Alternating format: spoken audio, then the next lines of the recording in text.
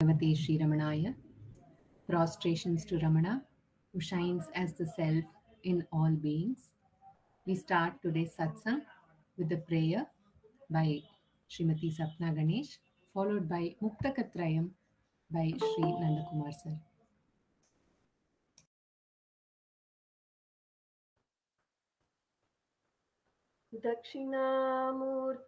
दक्षिणामूर्तिसारम्भां शङ्कराचार्यमध्यमां रमणाचार्यपर्यन्तां वन्दे गुरुपरम्परां वन्दे गुरुपरम्परां वन्दे गुरुपरम्पराम् शुक्लाम्बरधरं विष्णुं शशिवर्णं चतुर्भुजं प्रसन्नवदनं ध्यायेत् सर्वविघ्नोपशान्तये आङ्गिकं भुवनं यस्य वाचिकं सर्ववाङ्मयम् आहार्यं चन्द्रतारादि तं नमः सात्विकं शिवम् ॐ नमो भगवते श्रीरमणाय नमो रमणा to everyone.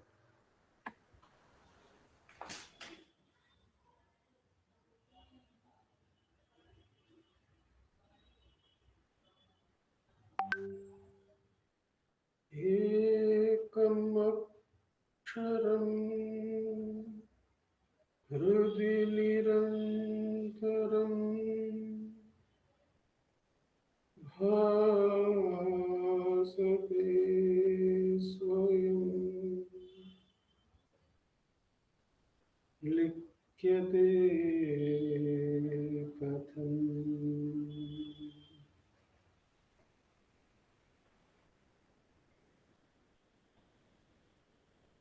हृदयकुहर मध्ये केवलं ब्रह्ममात्रम्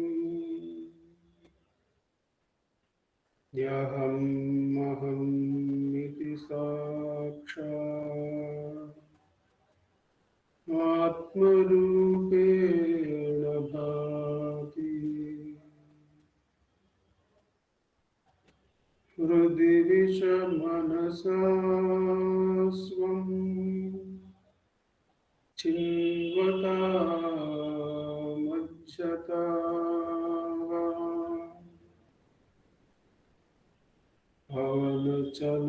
पवनचलनरोधा आत्मनिष्ठो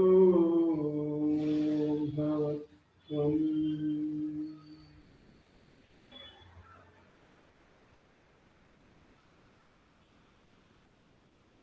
देहं मृण्मयवत् जडात्मकम् अहं बुद्धिर्न तस्यास्त्यतो नाहं तत्ततभावशुद्धिसमये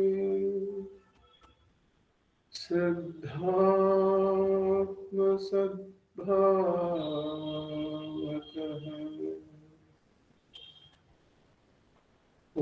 ओहं भावयुतः कुतो वरधिया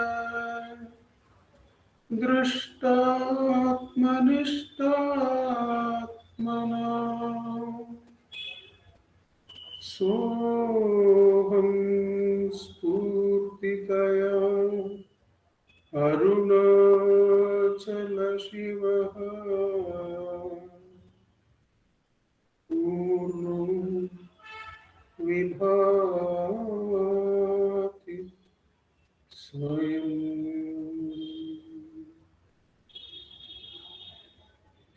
सोऽहं स्फूर्तितया अरुणाचलशिवः पूर्णो विभाति revathi swayam. Namo Ramana.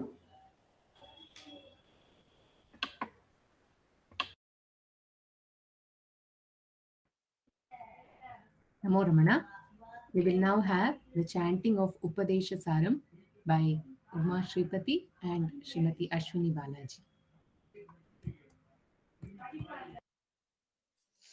Namo Ramana.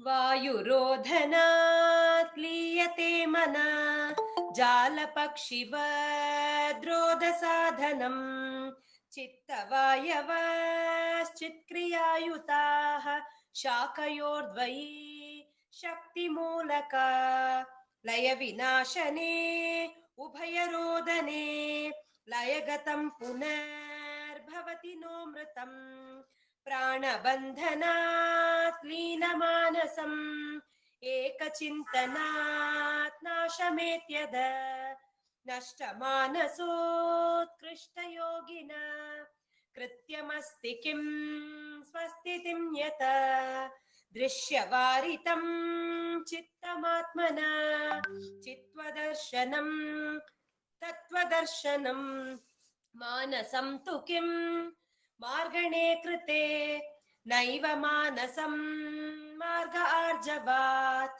वृत्तयस्त्वहं वृत्तिमाश्रिताः वृत्तयो मनो विद्यहं मन अहमयं कुतो भवति चिन्मत ऐपतत्यहं निजविचारणम् अहमिनाशभाजहमहं तया स्फुरति हृत्स्वयं परमपूर्णसत्. नमो रमण. Namo Ramana. We will now have 3 songs from the Ramananjali music. The first is by Srimati V. Radha along with Vallabh.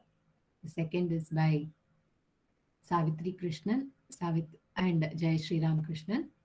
And the third song is by Revathi Shankar. Namo Ramana to all. This month being the birth month of Srimati Sulochana Natarajan, the leader of Ramananjali, the memory of her.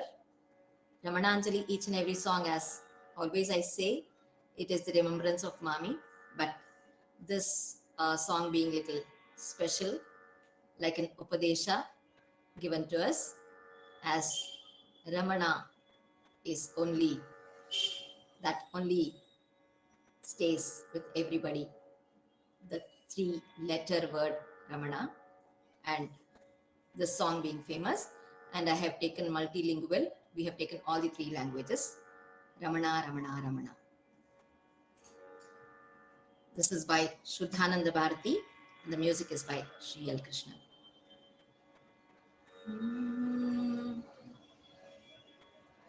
Ramana.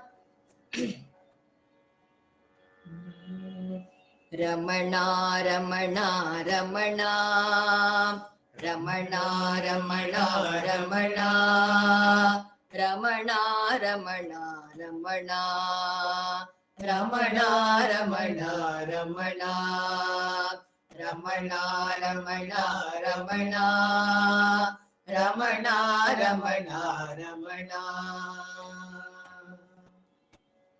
परने गुहने वरने परने गुहने वरने परिपूरणने वरुवाय परिपूरणने वरुवाय विरमत्तुरिय पेरुविन् विरिवे विरमत्तुरिय पेरुविन् विरिवे இரவானிலையே பிரியா உறவே இரவானிலையே பிரியா உறவே ரமணா ரமணா ரமணா ரமணா ரமணா ரமணா ரமணா ரமணா ரமணா ரமணா ரமணா ரமணா கருணாபரணா சரணம் அருணாச்சலமா சரணம்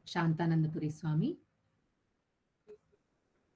What grace of Bhagavan that today he has given a verse on Kavya Kantha Ganapati Muni, which Savitri Akka and Jai Shri Ramana also sang, was a composition from Kavya Kantha Ganapati Muni. This is describing his visit to Bhagavan and his grace of look which Bhagavan gave.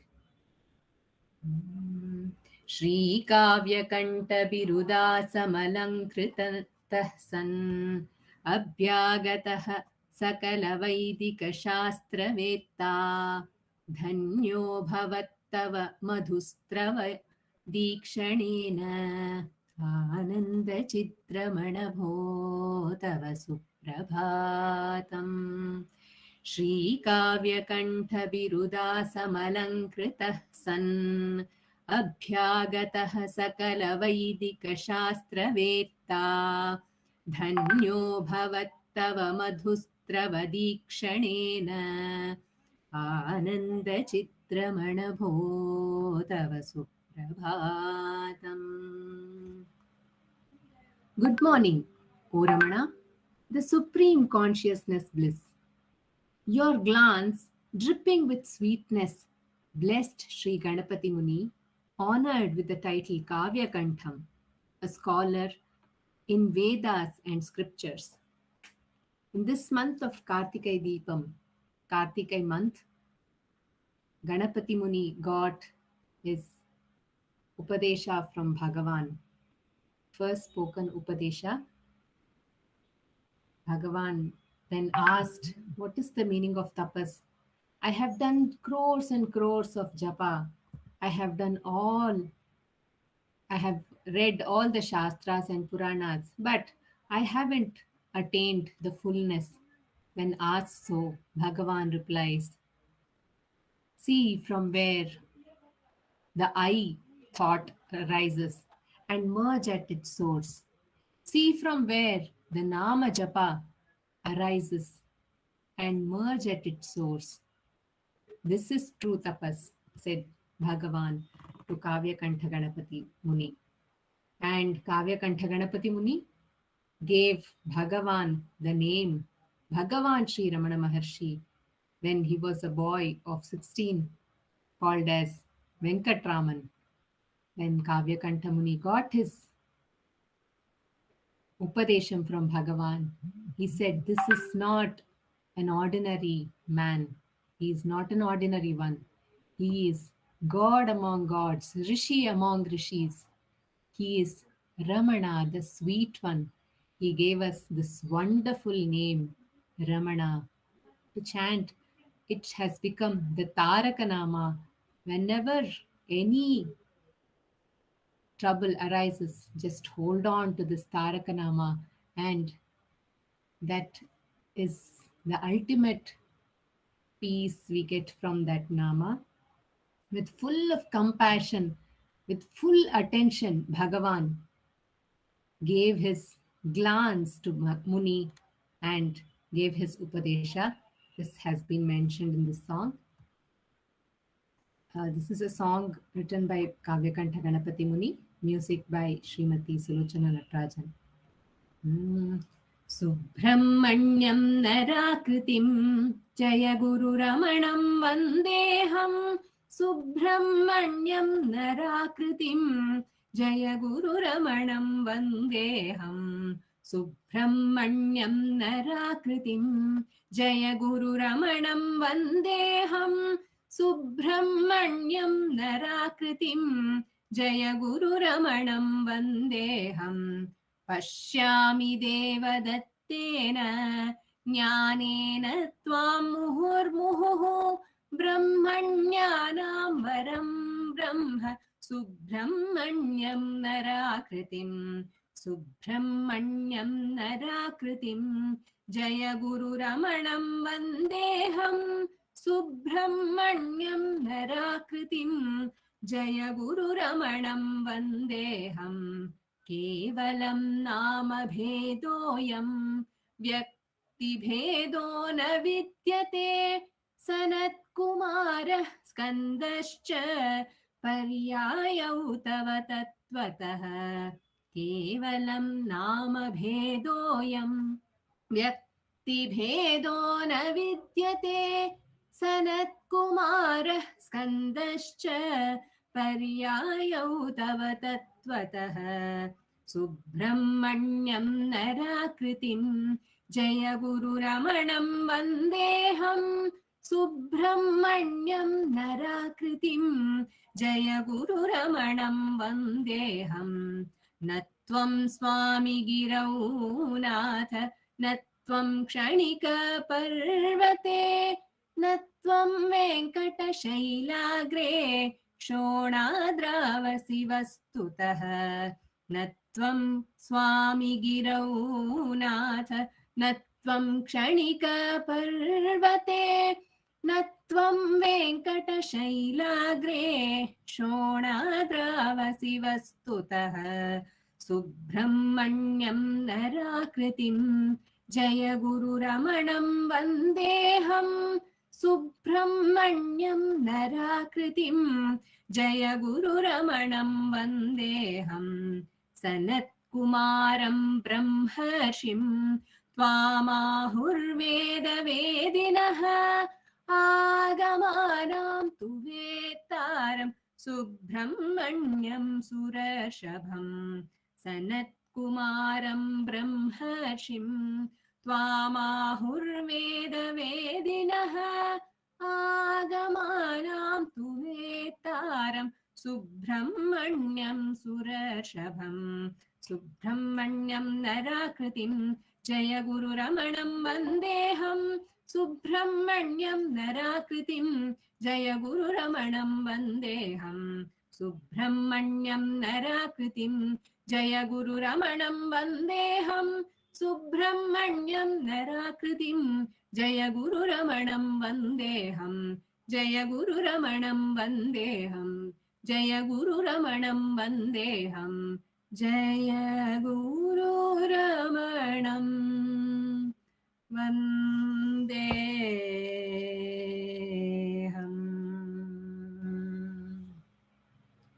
Namo Ramana. We move on to Sri Nandakumar sir, who will be sharing a publication, Forever is in the Now, by Sri E.R. Natarajan. Over to Nandakumar sir.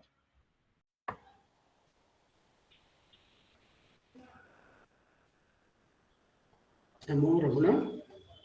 In this, the book reading segment of our Satsangh, we continue to read from Forever is in the Now, the timeless message of Sri Ramana Maharshi, edited and compiled by our founder president, Sri A.R. Natarajan ji. We are coming to the second contribution, the Ramana Way Reflections 2. We had read some paragraphs from this, but I begin again and we go through this article. The sacred words of Ramana are timeless because they are based on his direct experience of steady self-abidance. The hallmark of Ramana was his accessibility. His doors were always open, be it the old hall or the new hall or the Nirvana room. The only thing he would insist upon was that none should be denied the opportunity of meeting him. As a result, there was a free flow of visitors, devotees, and serious seekers of truth. Their backgrounds, their earnestness, and spiritual evolution were different. Consequently, we have a variety of questions, a wide gamut of spiritual doubts, which Ramana has handled with authority and simple directness. It is open to all those concerned with truth, with the search for self-knowledge, to dwell on the meaning of his words, statements, and clarifications. They are like an open book from which one can derive strength and inspiration. There is no need for any special scriptural knowledge for understanding his teachings. So, Bhagavan's teachings are properly recorded in the writings of Munagal Venkatramaya, Surinagamma, Devraj Mudaliar, which A.R. Natarajanji had already mentioned in the Ramanave Reflections, Part 1. So that's what he is continuing. However, it is absolutely necessary to ponder over and reflect on the guidance given. Such a need is there for any path, but it is more so in the Ramana way. Why? For it is bafflingly simple, seemingly without steps between practice and the goal. There is no system of do's and don'ts, no prescribed formulae. The nature of the experience, natural happiness, is the same during practice and what one is used to calling the ultimate experience. The difference being only that during the stage of practice, one keeps moving in and out of the state of blissful, non mental happiness. When the experience of the state is steady and undistracted, that itself is the goal. The means and the goal being the same is so alien to our dualistic thoughts. Hence, one has to go back time and again to Ramana's statements to understand their true meaning for practice. When it is a matter of unfoldment, of revelation, the progress is invisible and cannot be judged with reference to tangible and measurable yardsticks. Hence, the great need for calm, indwelling on the practical implications of Ramana's direct path for getting a proper insight into his teachings. Ramana accepts all the traditional spiritual methods. He would encourage people to continue their practice along the lines to which they were naturally inclined. If ritualistic worship is your cup of tea, fine. If you think action dedicated to God is your way, that too is fine. If your faith is in the sacred syllables, by all means, do go ahead. If your attraction is for Patanjali and his breath regulation method, it is quite all right. On the other hand, if you think that devotion to God is the way, do not give it up. Ramana would say that all these methods are purificatory. They would prepare one for self inquiry, to which all seekers of truth have to come in the end. Till then, we had read last week. So we go ahead. Here, it is necessary to go into some essential aspects of Ramana's path, for it has special features of its own. As Ramana says, yoga teaches control of the activities of the mind, but I say self-inquiry. This is a practical way. What is the difference between the extant practices and what Ramana teaches? One might say that all other methods assume duality, the subject I and the object, be it a sacred syllable, thoughts, or the form of a god held dear. Is this division really valid? Am I not the mind? The thinker and his thoughts are integral, are they not? As Ramana remarks, one must learn to realize that the subject and object are one. Meditation on an object would therefore be based on a non existing division. By ignoring the sense of oneness, the other methods can take one only to the threshold and prepare one for self inquiry by purifying the mind. Why? Because the sense of individuality, the feeling of separate existence, would remain untackled. There would also be differences in practice, for in other methods, one would necessarily be dealing with the content in the mind in order to make it virtuous, pure, and desireless. Cultivation of good thoughts, cultivation of desirelessness, practice of breath regulation, and so on would be attempted. In contrast, self-inquiry incessantly stressed by Ramana is holistic, unitary. Attention is only on the subject. The idea about one's separate identity is constantly questioned until one discovers the falsity of the notion.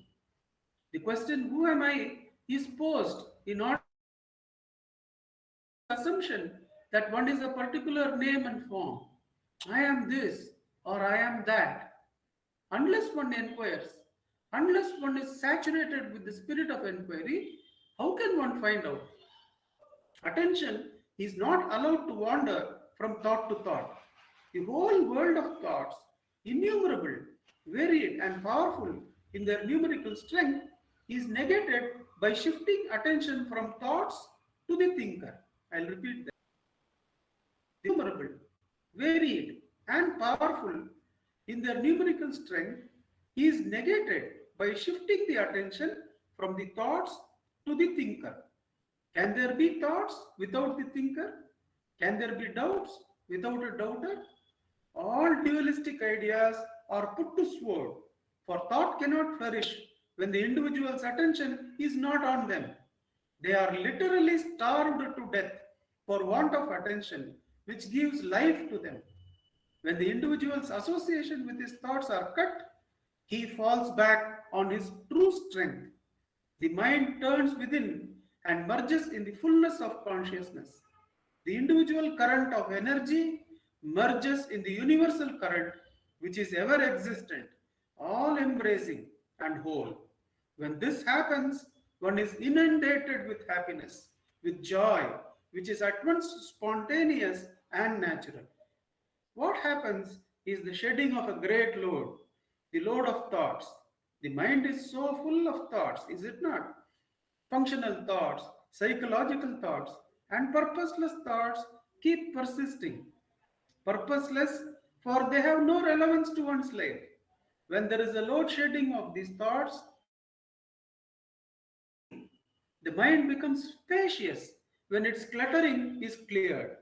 Functioning directly from the universal current, termed the heart by Ramana, intuition and feeling will replace mental conceptualization.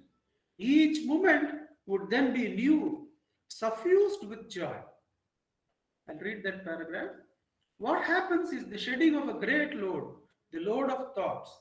The mind is so full of thoughts, is it not? Functional thoughts, psychological thoughts, and purposeless thoughts keep persisting. Purposeless, for they have no relevance to one's life. When there is a load shedding of these thoughts, one feels free, happy. The mind becomes spacious when its cluttering is cleared. Functioning directly from the universal current, termed the heart by Ramana, intuition and feeling will replace mental conceptualization. Each moment would then be new, suffused with joy. It is also necessary to emphasize the role of Ramana, for it is difficult to overstate the need for being aware of his presence as the inner Guru. Who can be a better guide than Ramana himself? Who can be a better guide than Ramana himself? At times of depression, listlessness, and doubt, his support would be needed to sustain the momentum of inwardness. It would be there unfailingly if one seeks it. Bhagavan is always there. The power of Ramana is always there behind one who is practicing his teachings. ABC of the Ramana Way is the next article by Sri A.R. Natarajanji.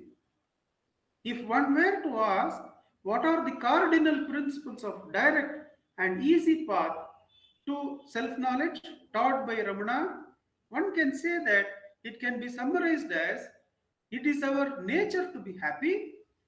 Thinking is not our nature. Inward is the way. So the author gives us three cardinal principles of Bhagavan's teachings. If one were to ask what are the cardinal principles of the direct and easy path to self-knowledge taught by Ramana, one can say it can be summarized as number one, it is our nature to be happy. Number two, thinking is not our nature. And third, inward is the way.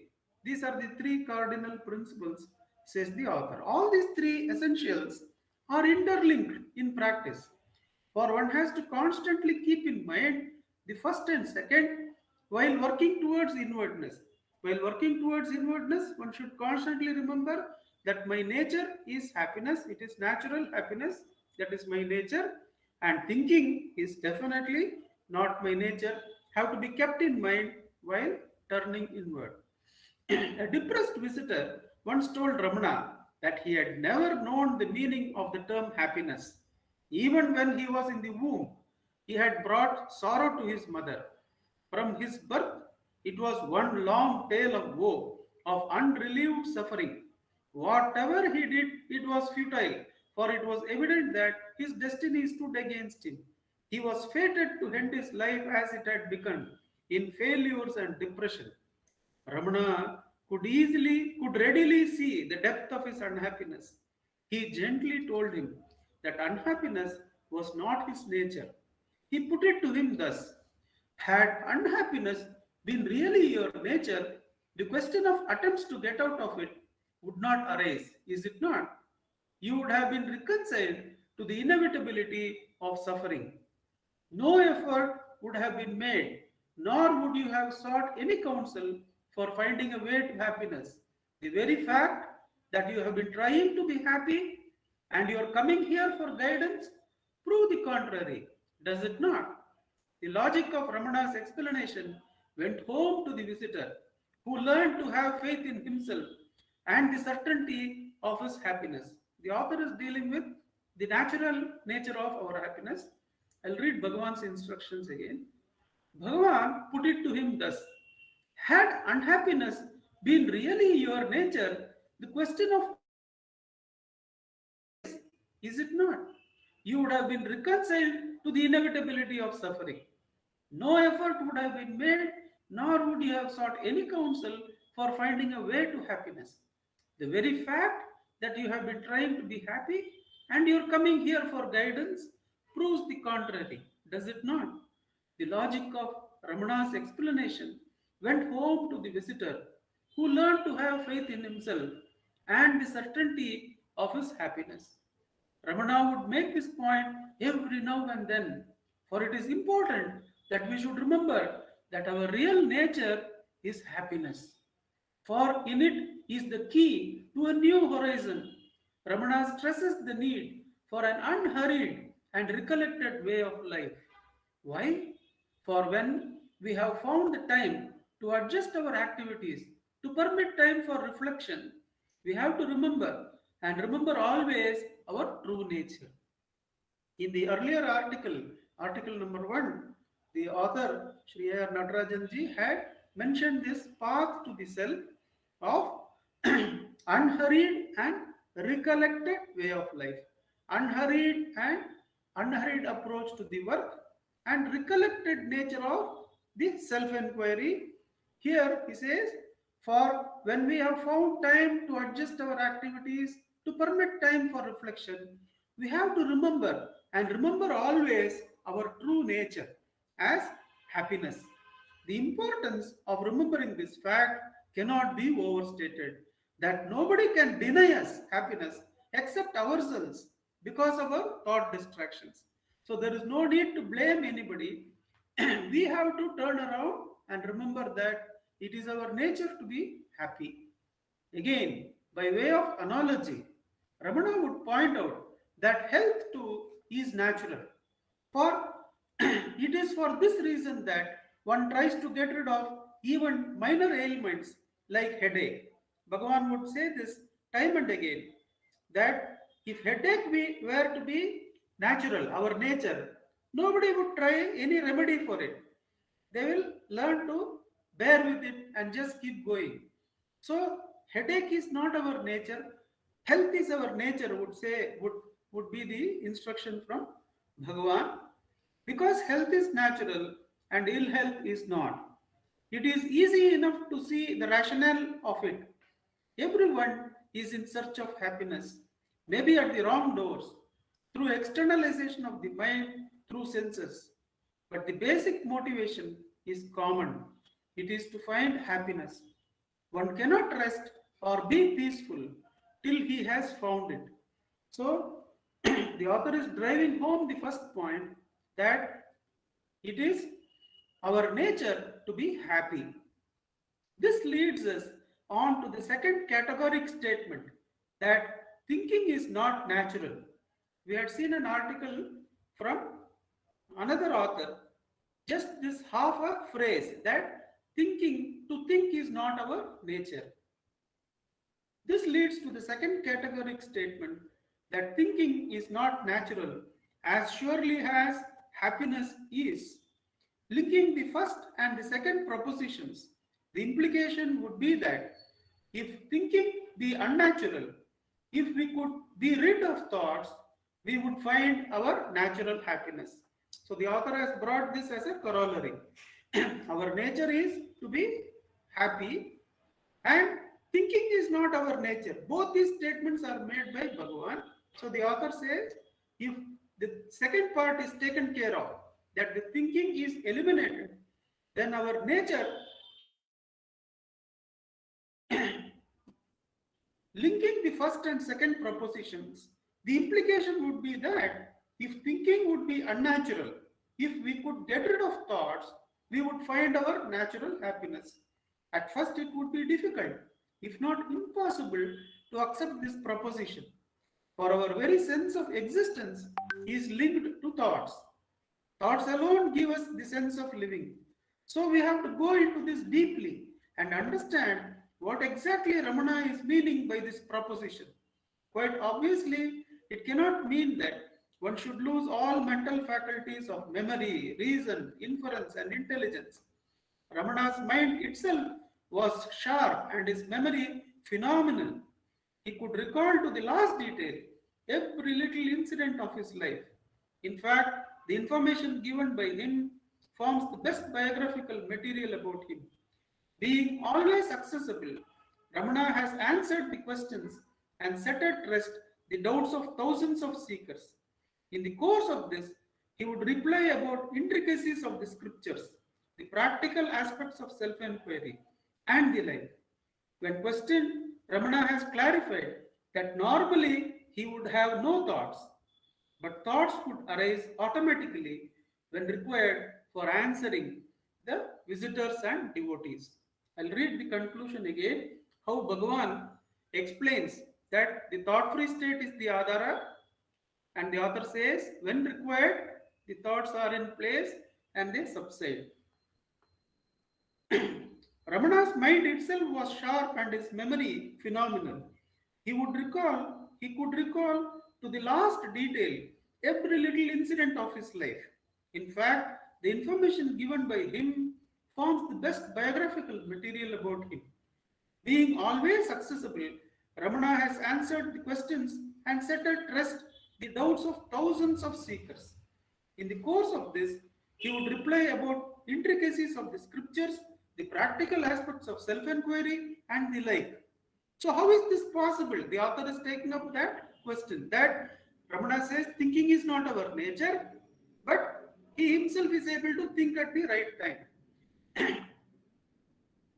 When questioned, Ramana has clarified that normally he would have no thoughts.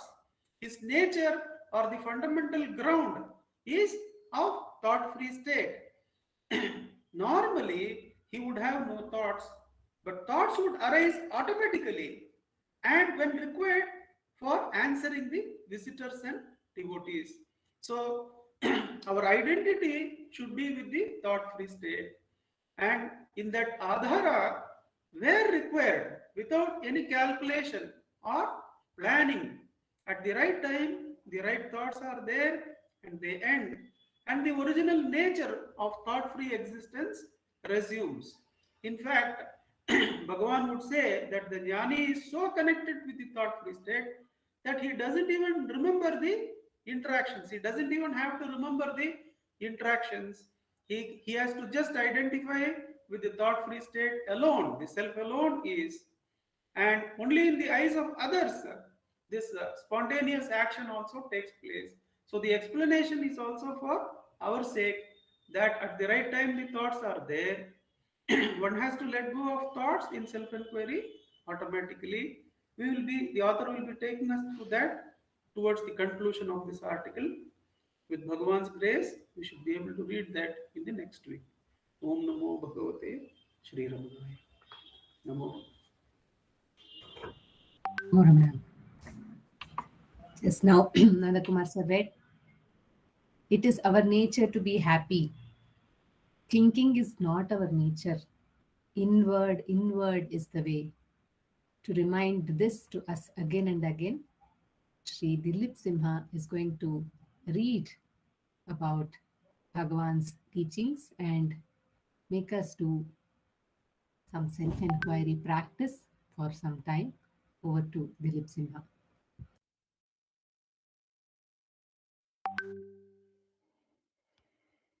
Namo Ramana.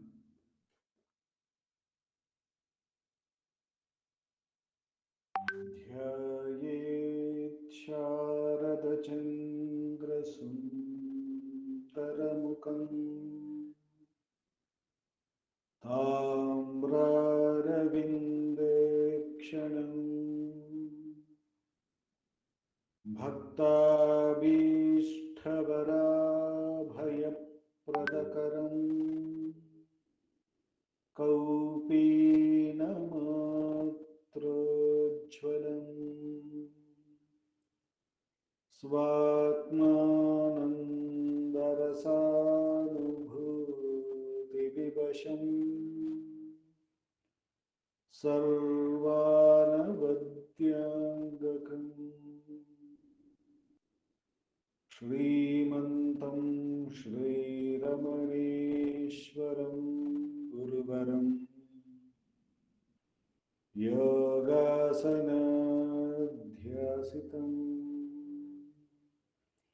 ध्यायेत् श्रीरमणेश्वरम् ध्यायेत् श्रीरमणेश्वरम् ध्यायेत् श्रीरमणेश्वरम् हृदयकुहरमध्ये केवलं ब्रह्ममात्रम् यहमहमिति साक्षातात्मरूपेण भाति हृदि विषमनसा स्वं चिन्वतामच्युतावन् पवनचलनरोधा आत्मनिष्ठो भवत्वम्. Before we commence the evening Atma Vichara, let's listen to Bhagavan's Upadesham. I'll be reading from the book Guru Vachaka Kovai, from the chapter Investigation into the Truth. The topic is Definitive Advice. Verse 288. Meditating in the way that one ought to meditate on the sweet and ineffable grace of the Supreme Guru, and remaining still without getting caught in illusion, the unreal and deceptive panorama that appears in front of us, this alone is bliss. I repeat, meditating in the way that one ought to meditate on the sweet and ineffable grace of the Supreme Guru, and remaining still without getting caught in illusion, the unreal and the deceptive panorama that appears in front of us, this alone is bliss. As we were very clearly introduced by Nandakumarji and our founder President Sri R. Natarajanji, as Bhagavan says, to think is not our real nature. And whenever this phenomena happens, we need to be agile and awake, not to get carried away with it.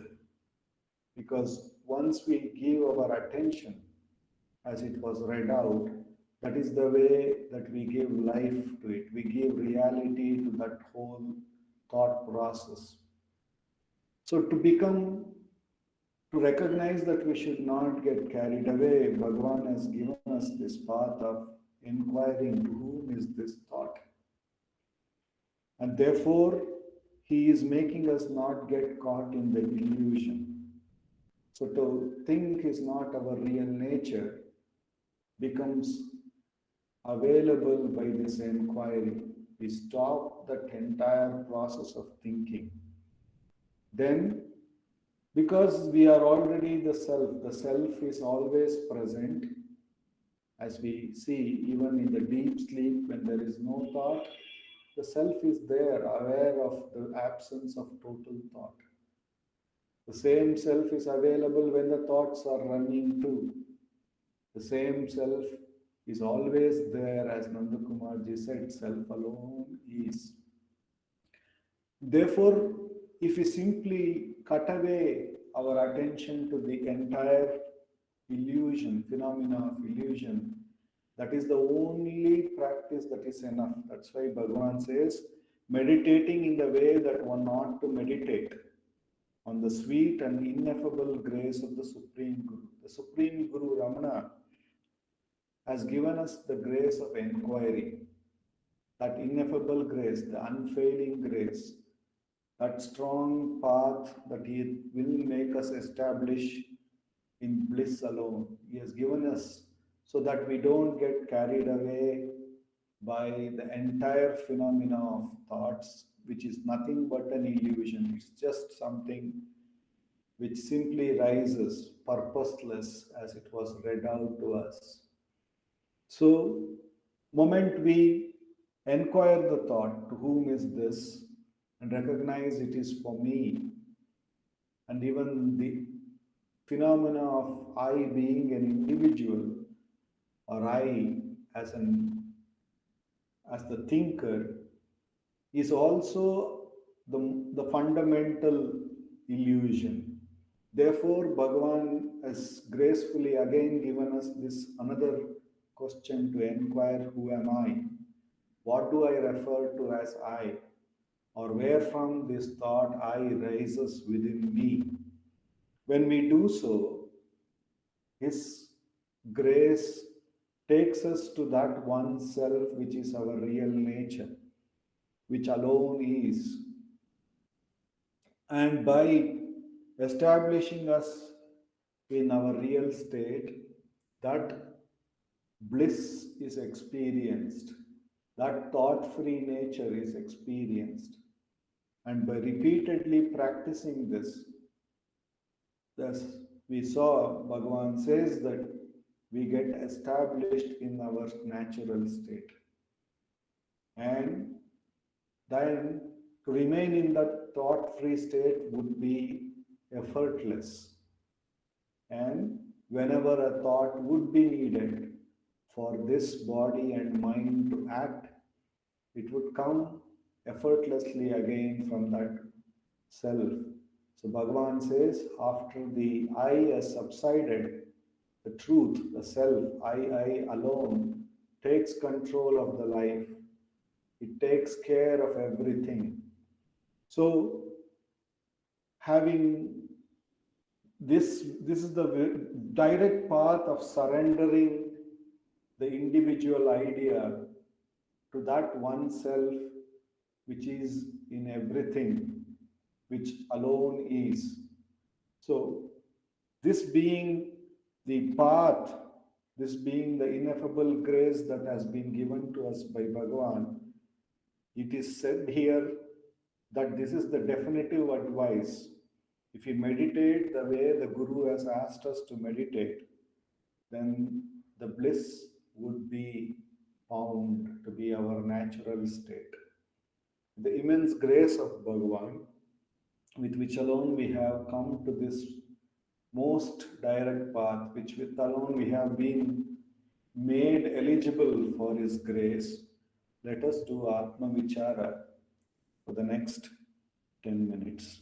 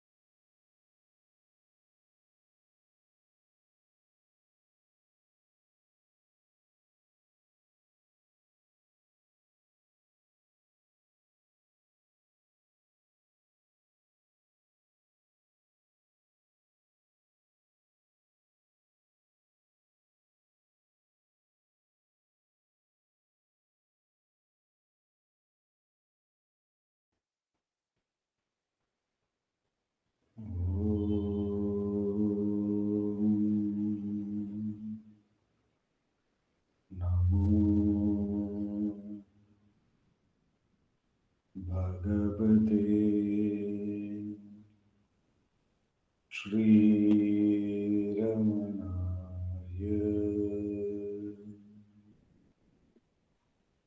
Namo Ramana. Thank you.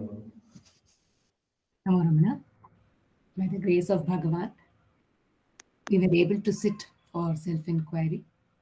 At the end of the self-inquiry session, the silence which has prevailed reminds us about the Adi Guru Dakshinamurti and his teaching, the silent teaching to the four sons of Brahma.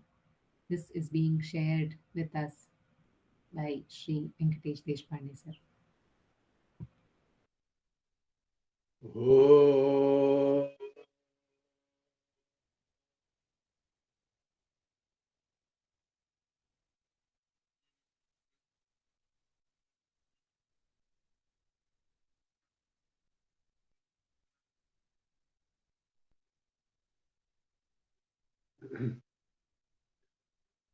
Om Sahana Bhavatu Sahano Bhunaktu Sahaviram Karvavahai Tejasvinavadhitamastu Ma Vidvishavahai. Om Shanti Shanti Shanti. Gurur Brahma, Gurur Vishnu, Gurur Devo Maheshwaraha, Gurur Sakshat Parabrahma, Tasmai Shri Guruve Namaha. Om Dakshinamurti Sarambham, Shankaracharya Madhyamam, Ramanacharya Paryantam Vande Guru Parampara. Oh, we're doing Manana on Dakshinamurti Stotram. We will have Sapna do the Dhyana Shloka before we dive into the Stotram. You know, we have Sapna. Her name is Sapna. Sapna is it is not, nothing is true. So you know, we were just talking about the whole thing of thinking, and so she's the right person to be doing the Dhyana Shloka for Dakshinamurti.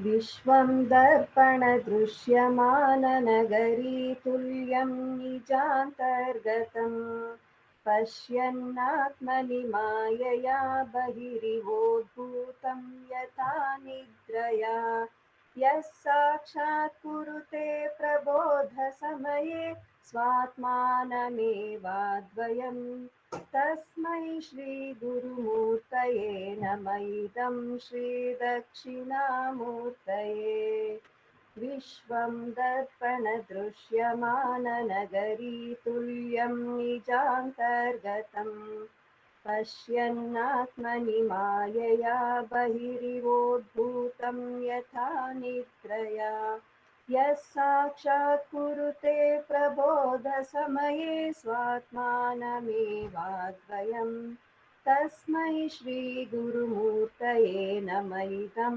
श्रीदक्षिणामूर्तये तस्मै श्रीगुरुमूर्तये नमः इदं श्रीदक्षिणामूर्तये.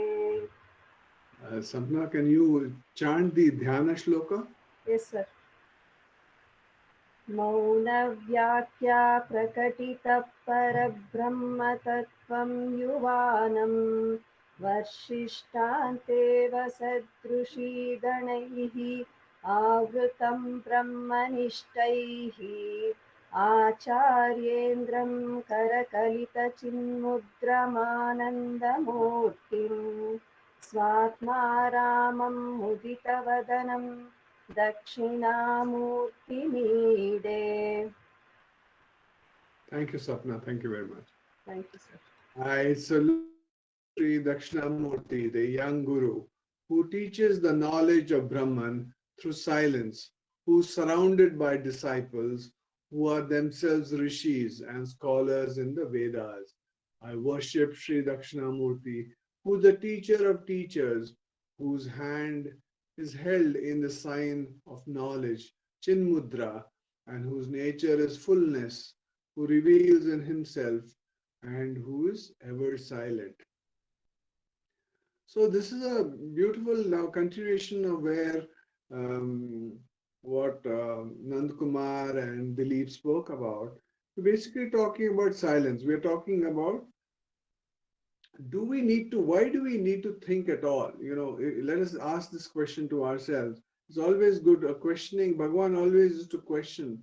Anything you ask, you have to question. He says that what will happen if we do not think? If you ask that question, we did 10 minutes of self-inquiry. We did not think. What happened to all of us? Nothing happened. We were perfectly stable. The world was not there. We were perfectly happy, and that is what is needed. So if you really see that what is our nature? That's what everybody's speaking about. Our nature is happiness. When our nature is happiness, then what do you want to become? You want to become something else. So we want to become something else. So our nature is happiness. If you want to become something else, what can you become? You can only become unhappiness. You cannot become happy. If with happiness, if your nature is happiness, you want to become something else, then you will only become unhappy. If you become unhappy, then what happens? Oh, you think, oh, I'm unhappy right now. Then now what I have to become? I have to become happy. So but I forgot my true nature, which was happiness. Now I have become unhappy because I wanted to become something, and instead of being what I am, I wanted to become something. So when I become something, obviously from my happiness, you can only become unhappy. So, okay, you have become unhappy. Then what happened? Oh my God, I have become unhappy. Now what I have to become? I have to go back to happiness. And then what I do is I do all this karma, bhakti, raja yoga, jnana yoga, all these tricks I try, and then I become more unhappy. I become more and more unhappy because you think, oh, I'm trying all this very, very hard, sitting for doing self-inquiry, doing this, doing that, and still I become more unhappy because I'm not getting there. I want to get moksha, I want to get mukti from this janma, but I'm not getting it. I'm going to try harder because you want to become something. You have already moved from becoming happy to becoming unhappy. Now you want to become unhappy to become happy, but you become more and more unhappy because it's not happening. So then what Bhagwan, there comes along a great one like Bhagwan, who is Dakshinamurti Swarupa. He says, you are that. So that's what this whole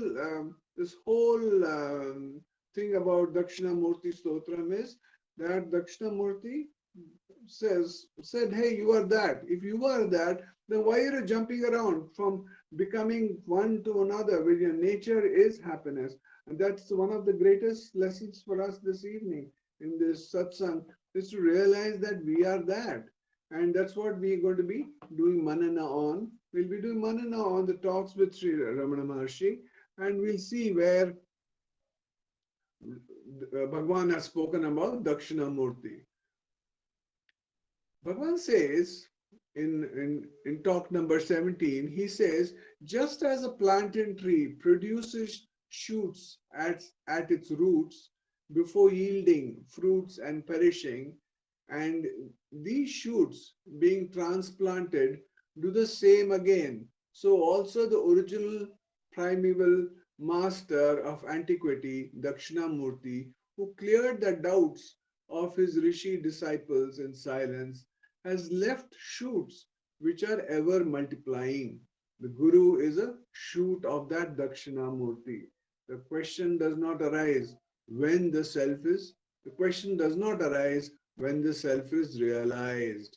So this is one beautiful thing that Bhagavan is trying to tell us today as part of this talks. So we'll go to the next talk. where Bhagwan talks about, in talk number 20, he talks about the devotee asks, but silence is not understood. See, this is a typical thing. No, I don't understand silence at all. What is silence? I don't understand, because when I was in deep sleep, what happened was I was not there.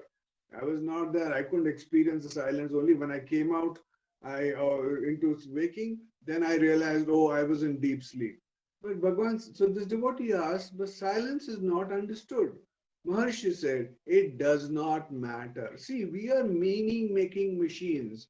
We want to make meaning out of everything. Everything should be known logically. I want to know why this silence is not happening. Why? What should I do to be silent? Bhagwan says, it does not matter. Sumare, don't worry about all that. By silence, eloquence is meant. Oral lectures are not so eloquent as silence. So this is what Bhagavan. Silence is unceasing eloquence. The primal master, Dakshinamurti, is the ideal. He taught his rishis, disciples by silence. But then devotee asked, there were disciples for him. It was all right. Now it is different. They must be sought after and helped. Bhagavan says that is a sign of ignorance. The power which created you has created the world. If it can take care of you, it can similarly take care of the world. So this is what Bhagavan is beautifully saying. We'll go to another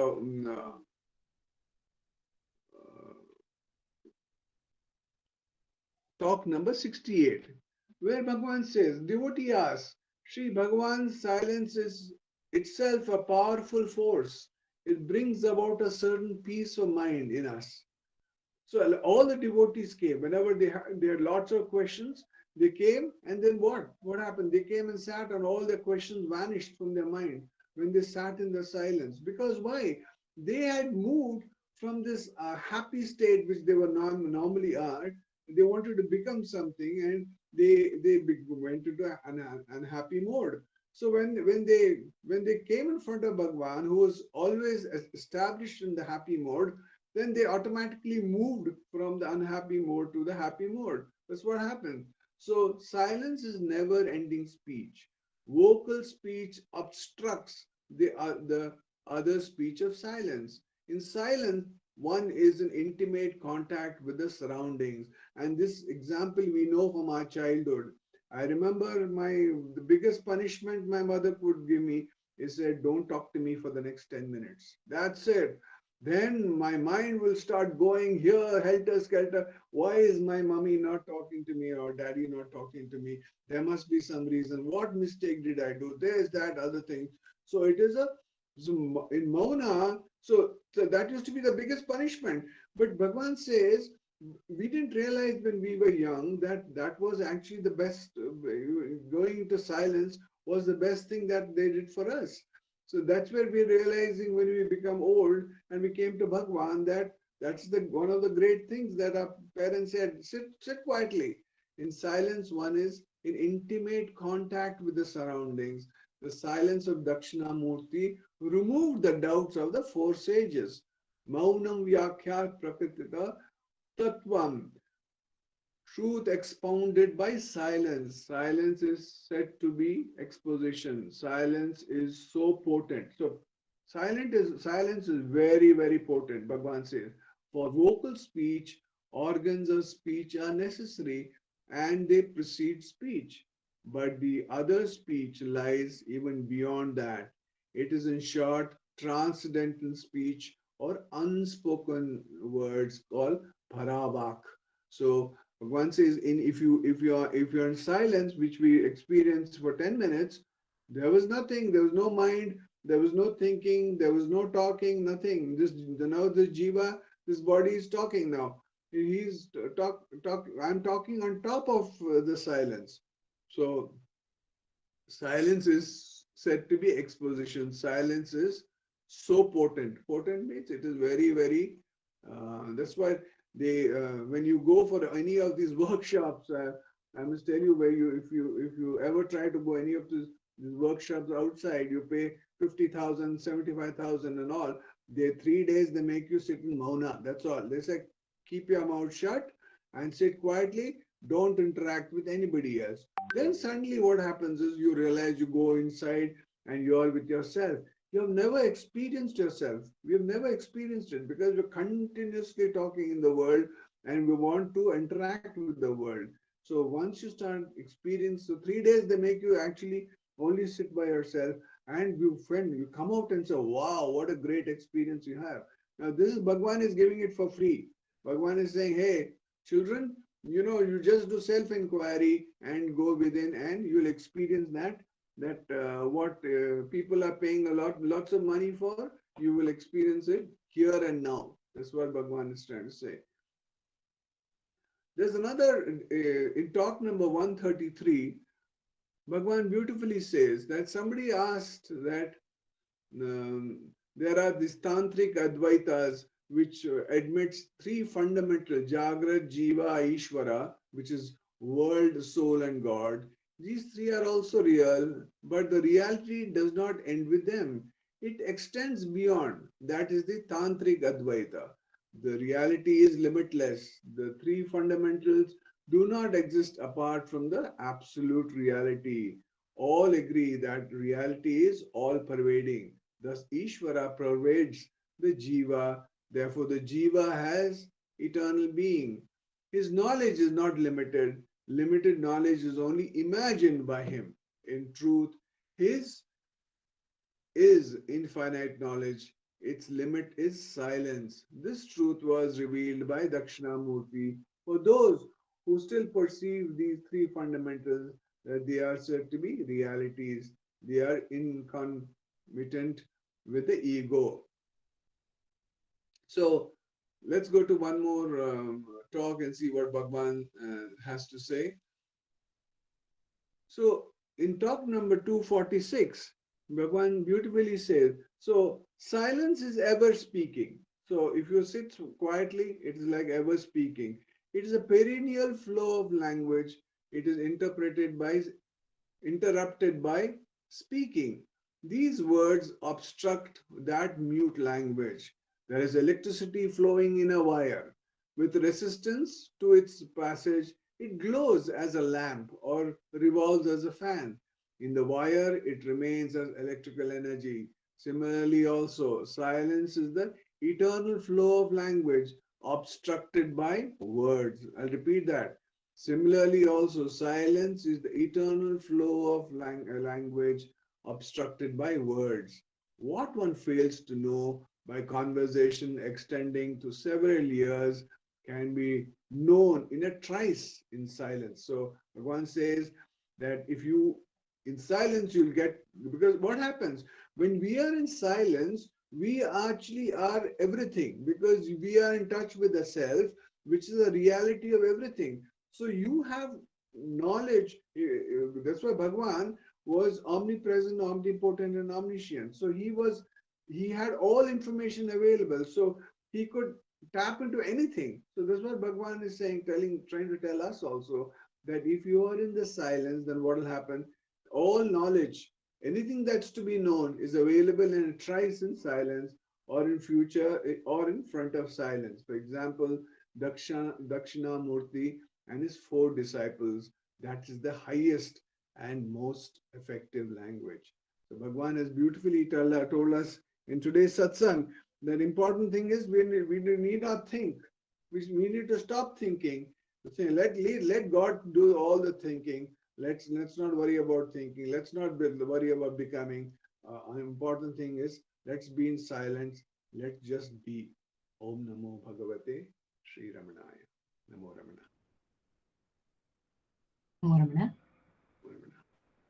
For those of us who are not able to get the teachings through silence, Bhagavan compassionately has given us many translations, and this is one of the translation which Bhagavan has given us, Devi Kalotra Jnana Vichara Padalam, which will be shared by Dr. Kalarani Rangaswamy.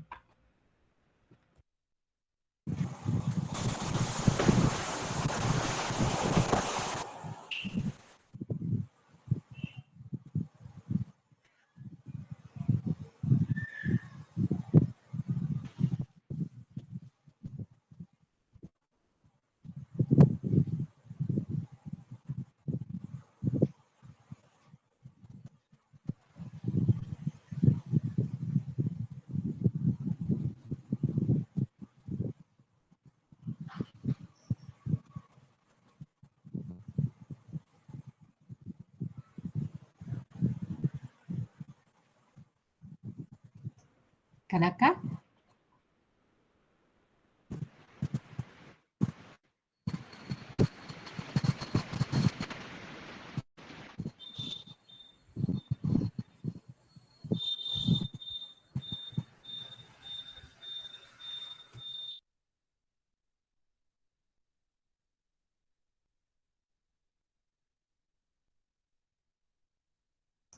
Kanaka, you need to unmute yourself, please.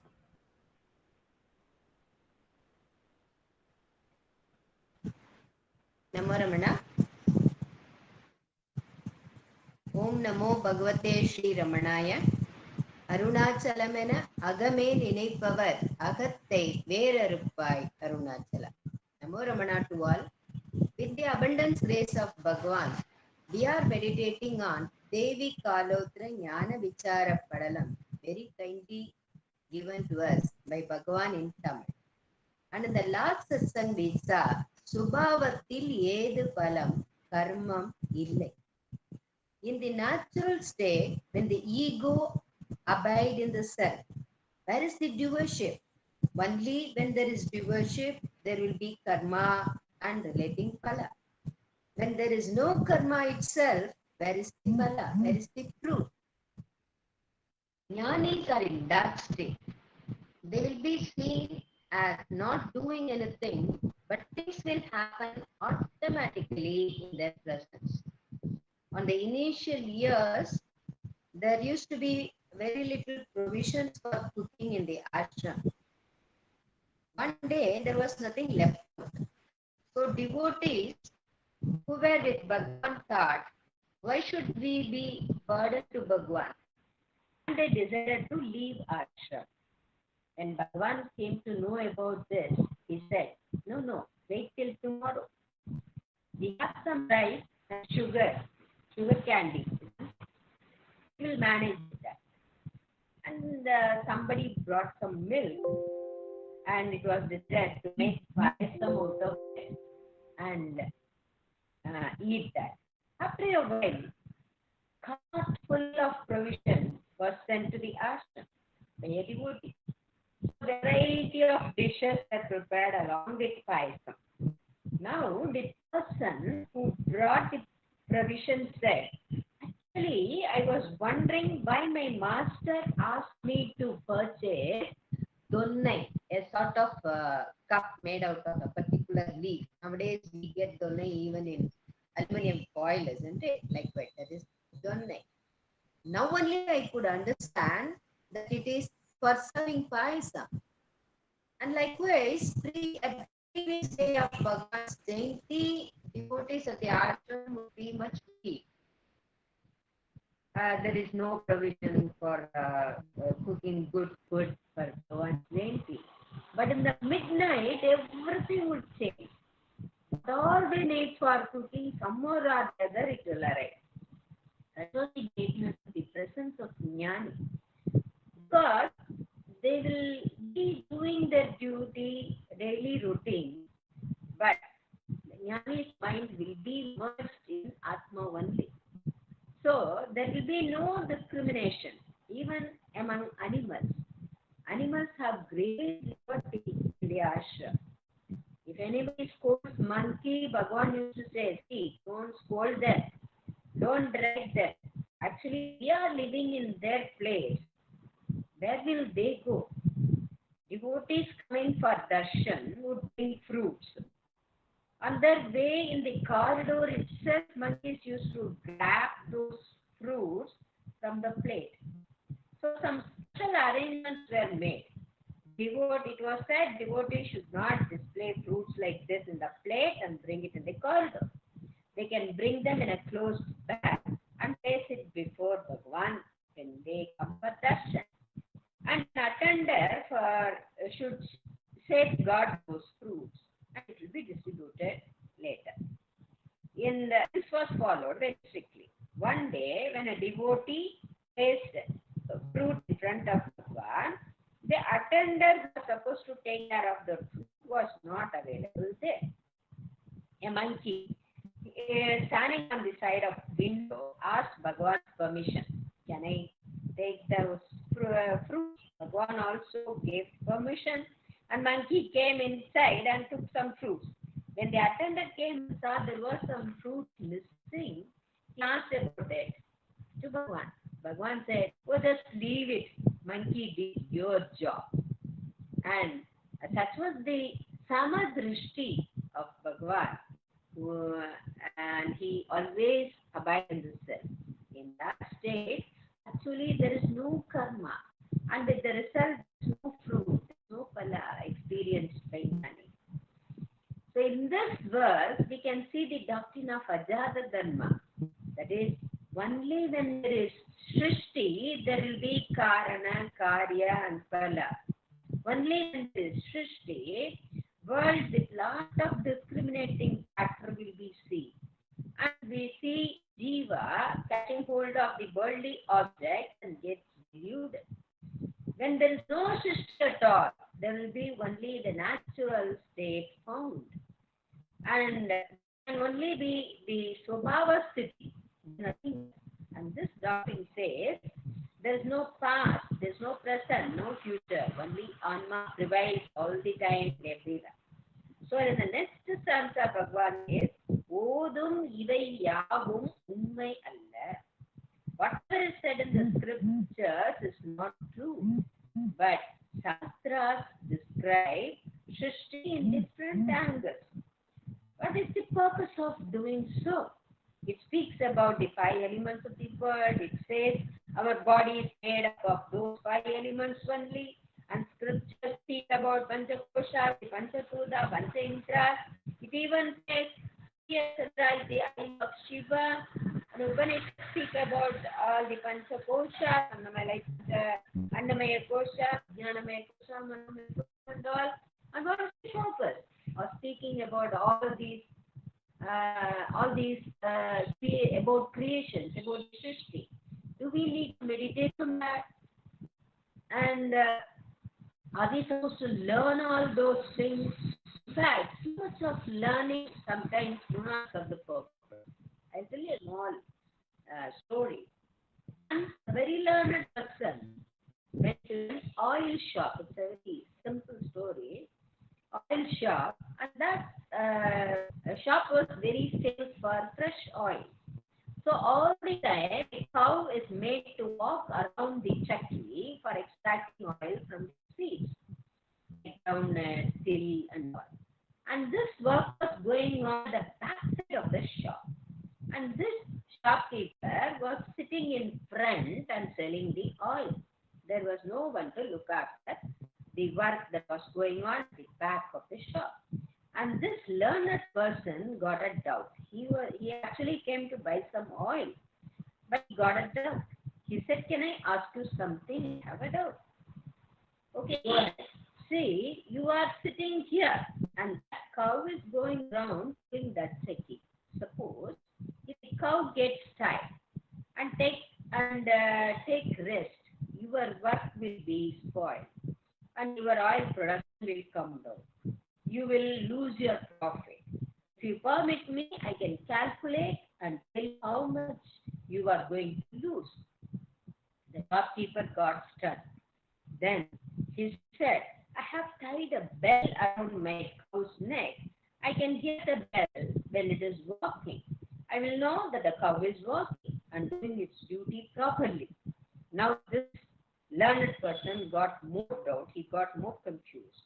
"See, I accept what all you say, but if the cow stands at one place without moving and shakes its head like this, then also you are hearing the bell. But your work would have been stopped. What will you do now?" After thinking for a while, the shopkeeper said, "My cow won't do like that, sir." "How do you say that?" "Because my cow has not even graduated. It doesn't know all these things." So sometimes, with the learning of more things, we end up with lots of doubts. What is the purpose? Scripture speaking about Srishti, there must be a beautiful purpose for that, because it cannot be false. It is not just making us know about the Srishti. The purpose of telling about the Srishti, the scriptures, the Shastras want to induce us to do sadhana and find out what is the source of all these creations. Even in Vibhu Gita it says, Palavidamai Pesi Pirivatra Aganda Parabrahmam Dane Madhava Nijamana Swarupam. That is, we speak about different things. There are very different things in the worldly object. But it's only the Akanta, Parabrahmam, that is the only thing, that is the real Swarupa of yours. So creation may be seen differently, but it is none other than this. To realize this truth, Shastras induce us the seeker to do sadhana, isn't it? To find out what is the base, what is the source of all these shrishti, all these creations. We will be meditating on this more in the next satsang. Om Namo Bhagavate Sri Ramananjali. Namo Ramana. Wonderfully, Kalaka told us about how knowledge can be it can be an impediment to go further. But Ganapati Muni knew the true knowledge is knowing ourselves, but he wanted a guru to give him the proper upadesham. So he wrote, after getting the upadesham, he wrote Ramanacentre, which will be shared by Sri Ujjwal Jagadish.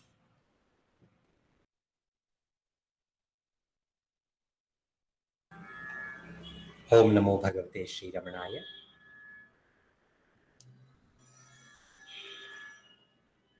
Omkarartam Upadesho Bhagavate Vani Manoharine. Omkarartam Upadisho Bhagavate Vani Manoharine. Tatayapyupadeshtu mudyatamabhut kinchitvadiyam mukam jeshtasyadya sahodharasya gurutam praptosidi gauravat subramanya kanishtatam apigata sarvadikastvam gunai. Ramanaya Loka Gurave Namaha. Ramanaya Loka Gurave Namaha. Omkara Dartava Upadeshi Side Vani Manoharanige. Tande Guyeno Upadeshi Salubhayaside Ninna Suvadanade.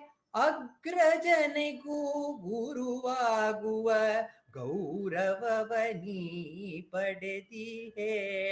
Subramanyane kiriyanadaru gunagalinda yellarigu hiriyane.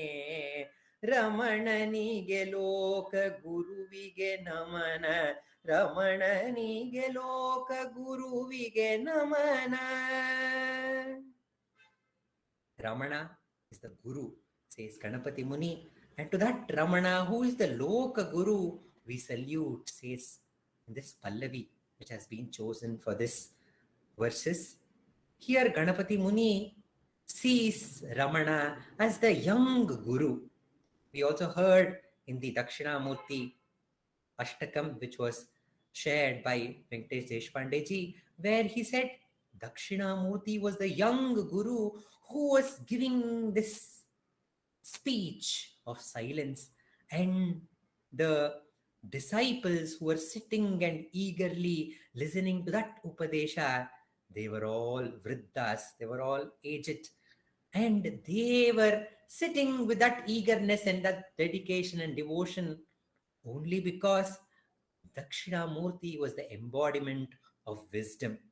In the same way, Ganapati Muni is telling, "Oh Ramana, you are young at age, you are a boy sage, Bala Sannyasi, Brahmana Swami you are called, yet true seekers, elder to you, they all have come and surrendered to you, and they have got the right Upadesha, including me, your Jeshtaja, your elder brother Ganapati I am, and you have become my own Guru too, only by your wisdom.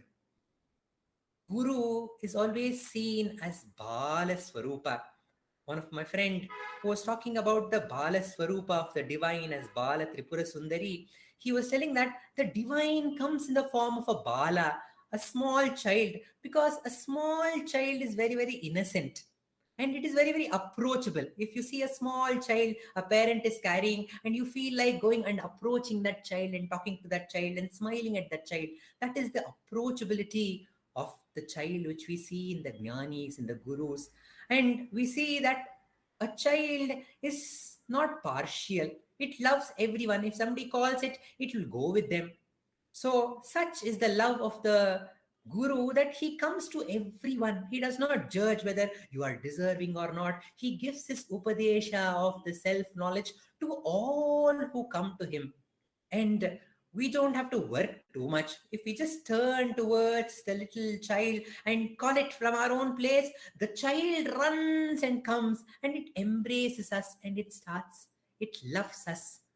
Such is the love of the Guru that if we turn towards the Guru, he comes rushing towards us and bless us with all the goodness.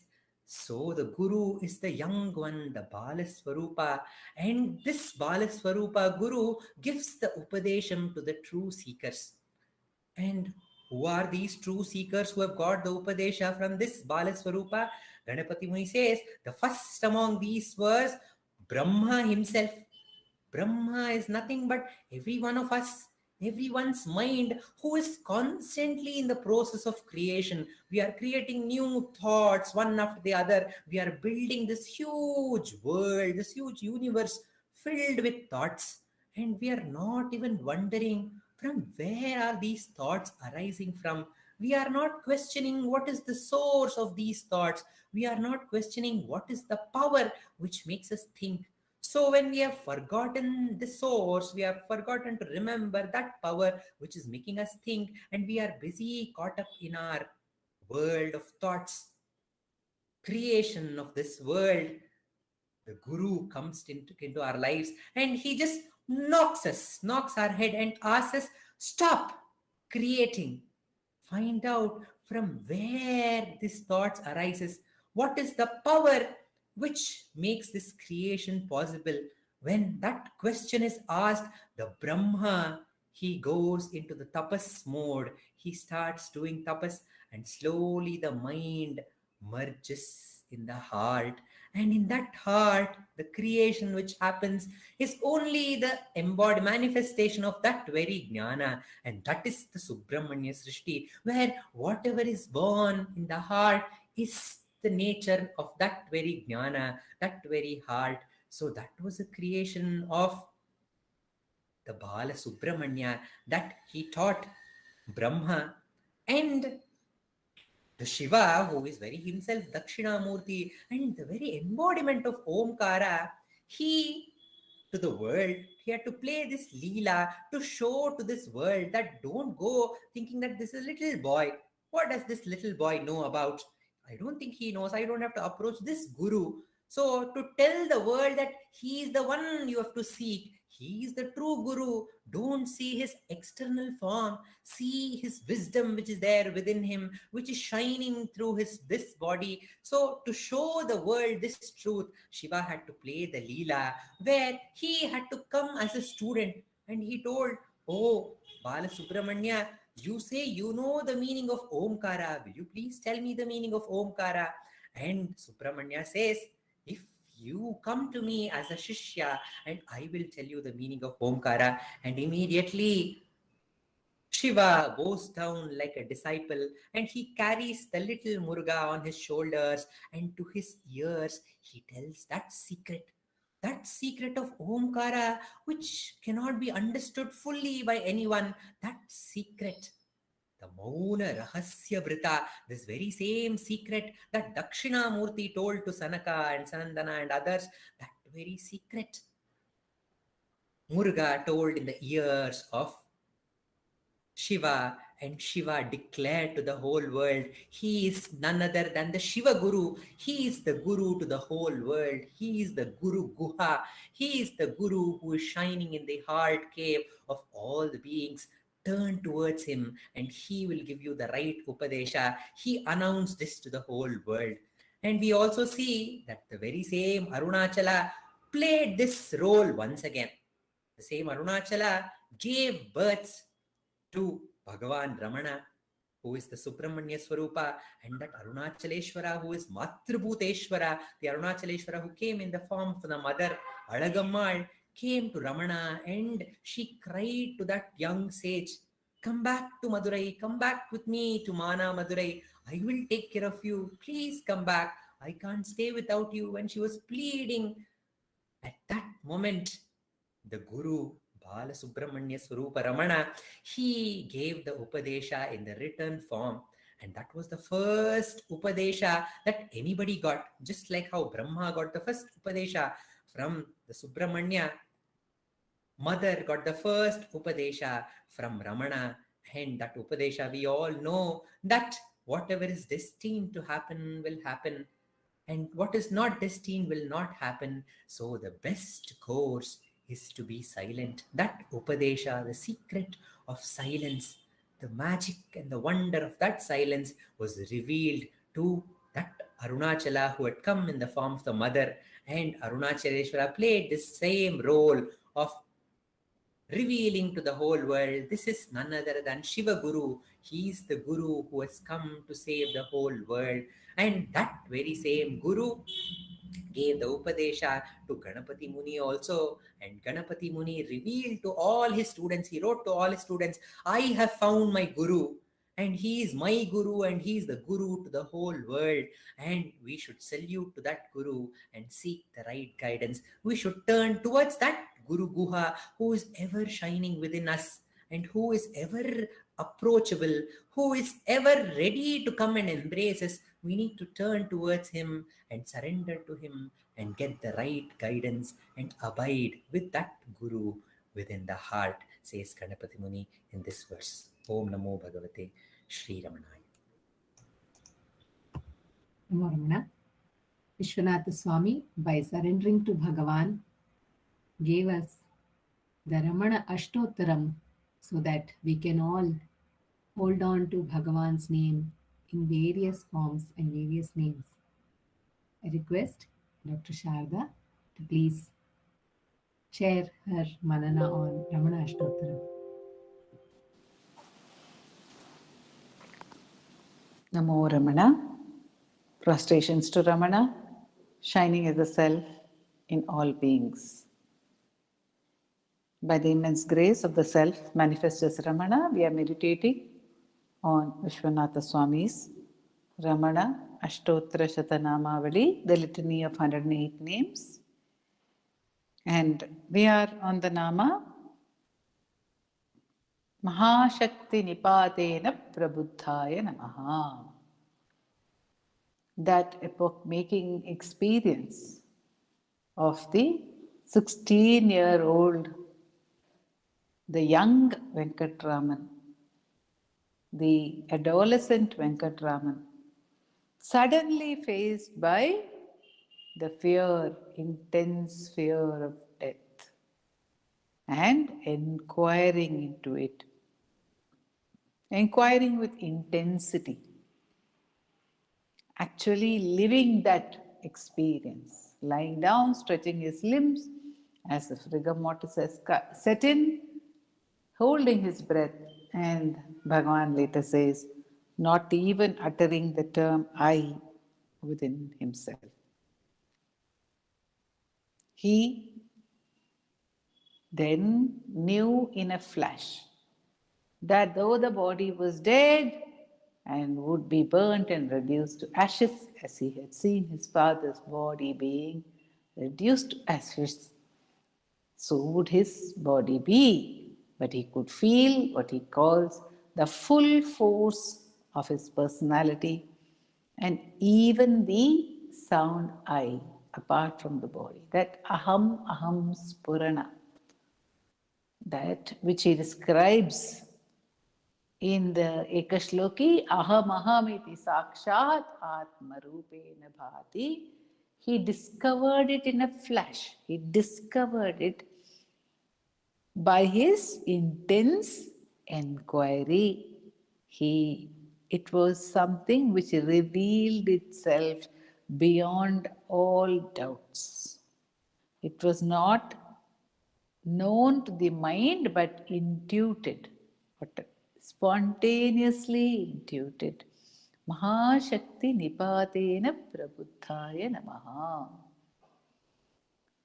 And it's such a huge, it's a magnificent power of the self.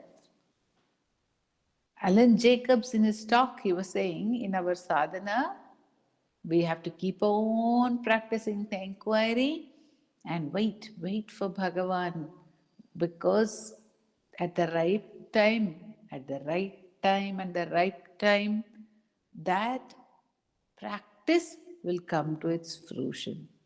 What is the right time? Alan Jacobs, he says that this human system, the nervous system, he calls it, the nervous system should be able to withstand that experience of Mahashakti. Mahashakti nipatena prabuddhaya namaha. It's an inconceivable, immeasurable power, and because of that, and we also said, Bhagavan says, it's like a big elephant entering a small hut. Now, Bhagavan, the Guru, as Ujjwal Jagdish was talking to us, while referring to the Ramanacentre Bengaluru, the compassion of the Guru regulates the experience for every one of us. And this Bhagavan has given the example when once a devotee asked Bhagavan, Bhagavan, we pray to you for various things, and sometimes you do not answer our prayers. And when the prayers are not answered, we may be disappointed. But yet, we tell ourselves, it is for our good that this has not happened. If it had happened, it would not be for our good. So it is for our good. This is how we tell ourselves whenever something that we desire does not come to fruition. But Bhagavan, when we desire self-knowledge, and it doesn't happen, when we desire abidance in the self, and it doesn't happen, what are we to understand from that? Does it mean that these are not good experiences for us to have? How can it mean that?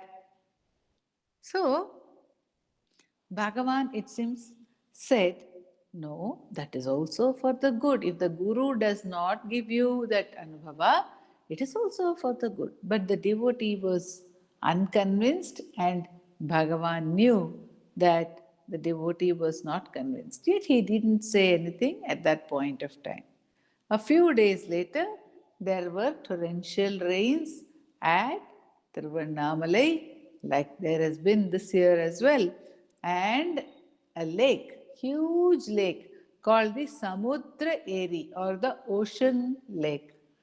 It was so called because the chieftain of the place had got a huge lake built. So huge, it would look like the ocean, so that the queen could see an ocean. That's how he had it built. So it is a huge lake, and Tiruvannamalai is usually given to droughts. Once in a while, yes, there will be copious rains, but normally it's given to drought. And what happened? When the rains came, huge rains, the Samudra Eri got full and flooded. And everyone became very excited. They wanted to go for a picnic to Samudrayeri. They wanted to go and see the lake. What a wonderful thing! Samudrayeri being flooded. And they came to Bhagavan. The ashram also was fully excited, and they came to Bhagavan and said, Bhagavan, we want to go to Samudrayeri, and it is some way from the ashram. So we'll go for a picnic over there. We'll carry our food. We will eat it there. Okay, said Bhagavan, let's all go. So they went. And when they went, they could see that from the Samudrayeri, because it was flooding, the farmers in the region around the area had made ducts or canals in which the water could flow out and not flood their fields. And the ducts were made and the water was stored in all these ducts. Of course, water is required for the fields, and especially for paddy. Rice fields require a lot of water. So Bhagavan asked all the devotees, why have the farmers made these bunds? Why are they stopping the water from reaching the fields? Then the farmers said, the devotees said, that the farmers wouldn't want the water to come all at once. If it comes all at once, a flooding will happen and the crop will decay. But water should come in a regulated manner at the right time. And Bhagavan said, that is what the Sadguru does for the disciple or for the devotee. The Sadguru regulates that Shakti.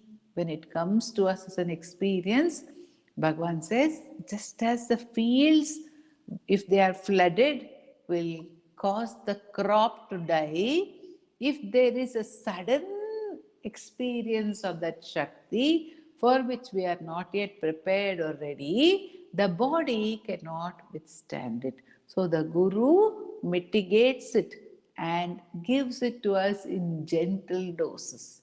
That's why Bhagavan says in Aksharamanamale, Nundida dundanai tandanai kondile. There is no pain caused. But that is the experience that we have to have, says Bhagavan. The Guru gives us that experience in a regulated manner at the right time. But he said, he asked once when Vishwanatha Swami met him, and he recited some shlokas that Bhagavan saying, recite shlokas. Then Bhagavan said, you know all these things. What did I know? I did not know anything. Who was there to teach us all these things? It seems when he helped Ganapati Muni during the very difficult phase of Kapala Bedha, and then when he was walking back to the cave, Bhagavan told his attendant, for Muni, someone is there to guide him. Who was there for us? So that Mahashakti came down to him. But the Shakti had already prepared to absorb that descent of that immense power. It's like the Ganga coming down from the heaven to the earth. No? Mahashakti, it can destroy the earth. But Shiva absorbed the Ganga. He broke the fall. Similarly, Shiva was already ready to absorb the Mahashakti Nipata. Shiva had come in the form of the Nama of Arunachala, waiting for the descent of the Ganga, ready to absorb it. And Shiva had come in the form of Arunachala also, by making Venkatraman aware, yes, Arunachala is a place on earth. So Shiva's name had come, Shiva's form had come, and things were in readiness for the descent of that Mahashakti, of that ever-purifying, extraordinary Ganga to come down to the earth. That is, to flood this body with divinity. Vindati iha jivastu devikaha, says Bhagavan. Such was the experience of the young Venkatraman in order to give each one of us the same state. Om Namo Bhagavate Sri Ramanaya. Namo Ramana. We will now have the chanting of Akshara Manamalai by Srimati V. Radha and Vallabh.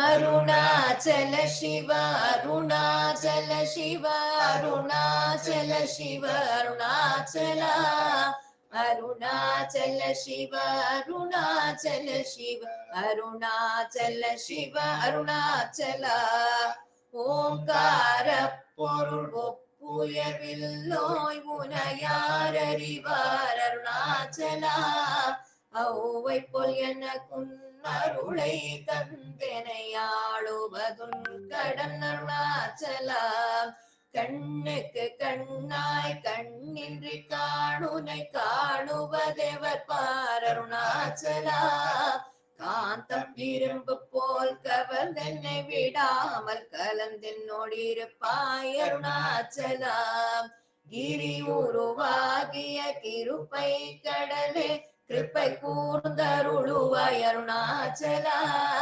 கீழ்மேலெங்கும் கிளரொளி மணிய கீழ்மையை பாஷை அருணாச்சலா குற்றமுற்றறுத்தென்னை குணமாய் பணித்தாள் குரு குருவாயொழி அருணாச்சலா கூர்வாட்கண்ணியர் கொடுமையில் படாதருள் கூர்ந்தென்னை சேர்ந்தருள் அருணாச்சலா கெஞ்சியும் வஞ்சியாய் கொஞ்சமும் இறங்கில்லை அஞ்சல் என்றே அருள் அருணாச்சலா கேளாதளிக்கும் உன் கேடில் புகழை கேடு செய்யாத அருள் அருணாச்சலா கையினில் கனி உன் மெய்ரசம் கொண்டு உவகை வெறி கொள அருள் அருணாச்சலா கொடியிட்டடியரை கொல்லுனை கட்டி கொண்டெங்கின் வாழ்வேன் அருணாச்சலா அருணாச்சல சிவ அருணாச்சல சிவ அருணாச்சல சிவ அருணாச்சலா அருணாச்சல சிவ அருணாச்சல சிவ அருணாச்சல சிவ அருணாச்சல சிவ அருணாச்சல சிவ அருணாச்சல சிவ அருணாச்சலா அருணாச்சல சிவ அருணாச்சல சிவ அருணாச்சல சிவ அருணாச்சலா அருணாச்சல சிவ அருணாச்சலா அருணாச்சல சிவ அருணாச்சலா அருணாச்சலம் வாழி அன்பர்களும் வாழி அக்ஷரமண மாலை வாழி.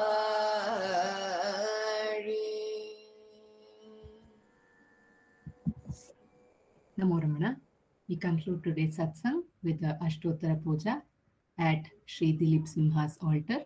The Ashtottara Puja will be Ashtottaram will be chanted by Vaibhavji and Prarthana and Uma and Ashwini.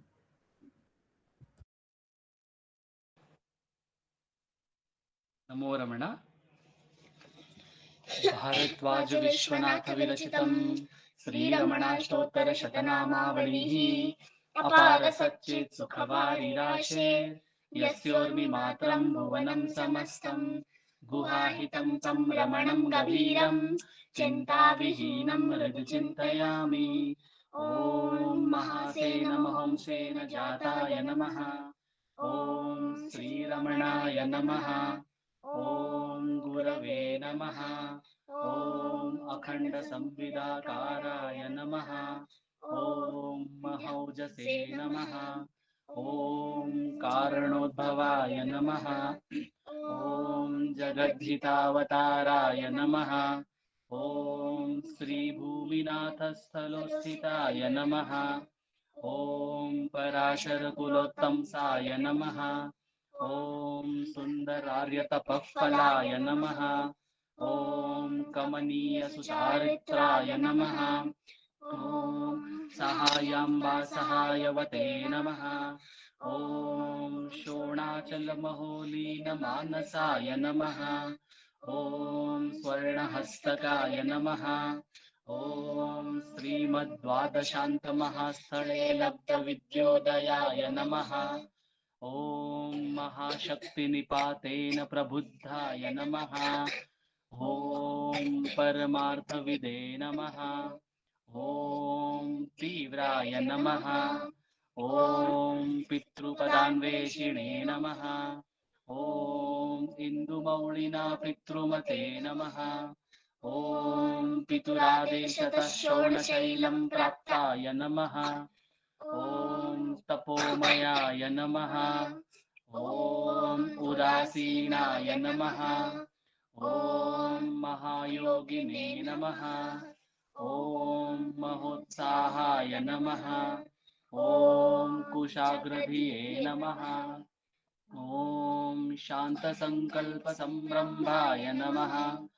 ॐ सुसन्दृशे नमः। ॐ सवित्रे नमः। ॐ स्थिराय नमः। ॐ तपक्षपितसर्वाङ्गाय नमः। ॐ फुल्लाम्बुजविलोचनाय नमः। ॐ चन्द्रिकासितहासश्रीमण्डिताननमण्डलाय नमः। ॐ च्यूतवाट्यां समासीनाय नमः। ॐ चूर्णिताखिलविभ्रमाय नमः। ॐ वेदवेदान्ततत्त्वज्ञाय नमः। ॐ चिन्मुद्रिणे नमः। ॐ त्रिगुणातिगाय नमः। ॐ विरूपाक्षगुहावासाय नमः। ॐ विराजदशलात्कृतये नमः।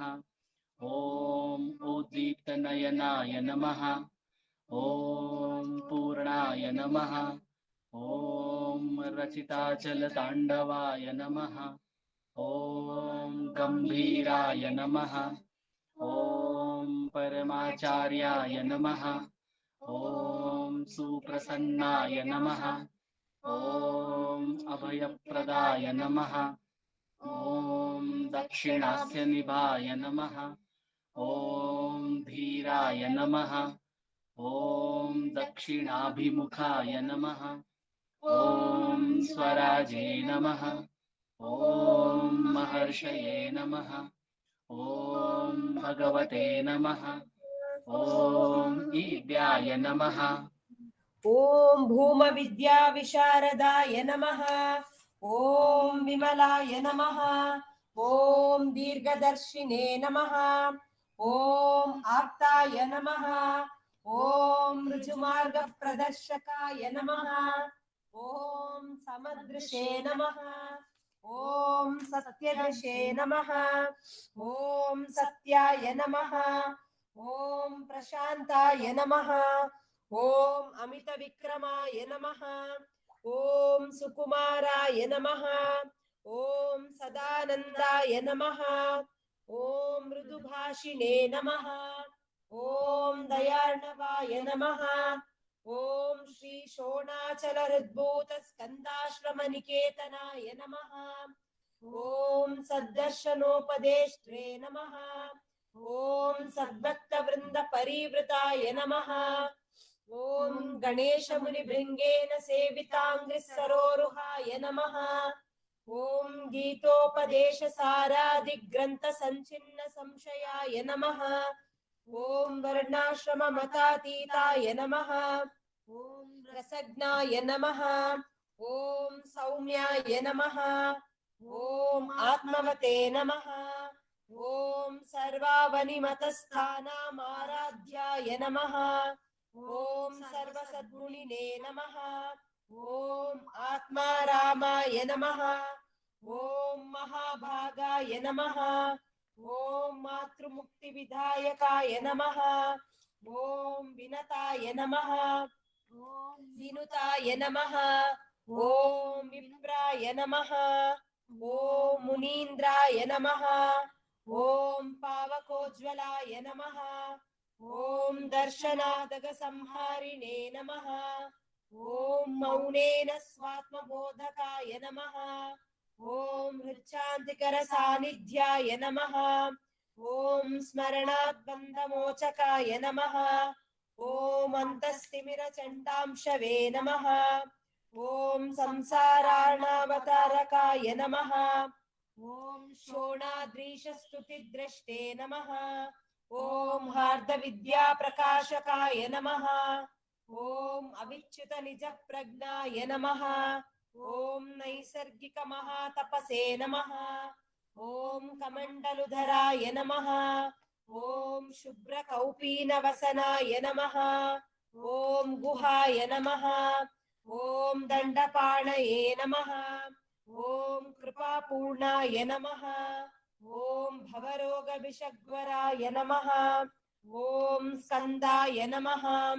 ॐ देवतमाय नमः। ॐ अमर्त्याय नमः। ॐ सेनान्ये नमः। ॐ पुरुषोत्तमाय नमः।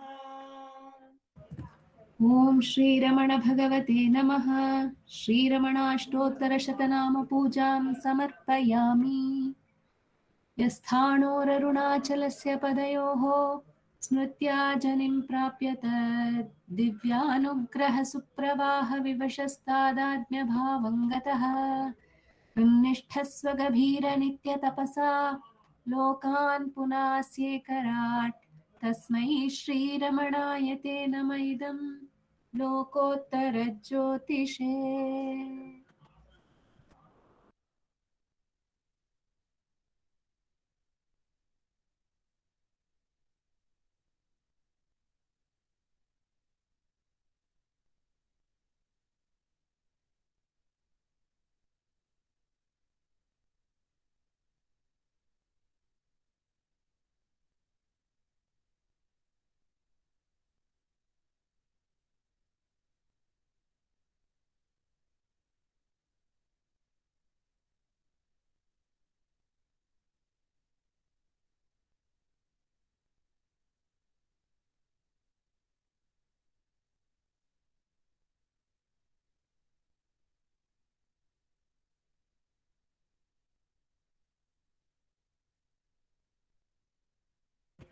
नमो नमो नमो रमण सदाशिव प्रभावरण नमो महर्षि नमो महर्षि दर्शन सुख मंगल मुख सकल जीवहित सम्मुख ब्रह्म संघिये नमो नमो नमो रमण सदाशिव प्रभावरण नमो महर्षि नमो महर्षि सदा तुष्ट सदा हृष्ट सदा शिवानंद पुष्ट परम महर्षि ब्रह्मनिष्ठ समदर्शी नमो नमो नमो रमण सदाशिव प्रभावरण नमो महर्षि नमो महर्षि ನಮ್ಮ ಮನವದೊಂದು ಕಾಡು ನೀನರಿತಿಹೆ ಅದರ ಜಾಡು ಹಿತವನರಿತು ನೀಡು ತೆಮ್ಮ ಕೊರೆಯ ತಣಿಸಲೈ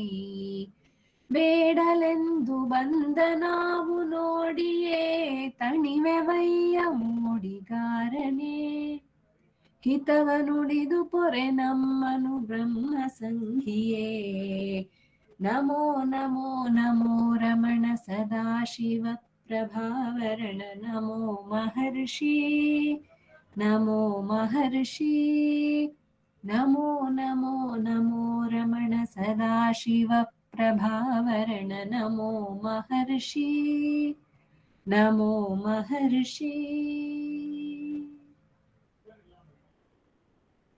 बोलो भगवान श्री रमण महर्षि की जय।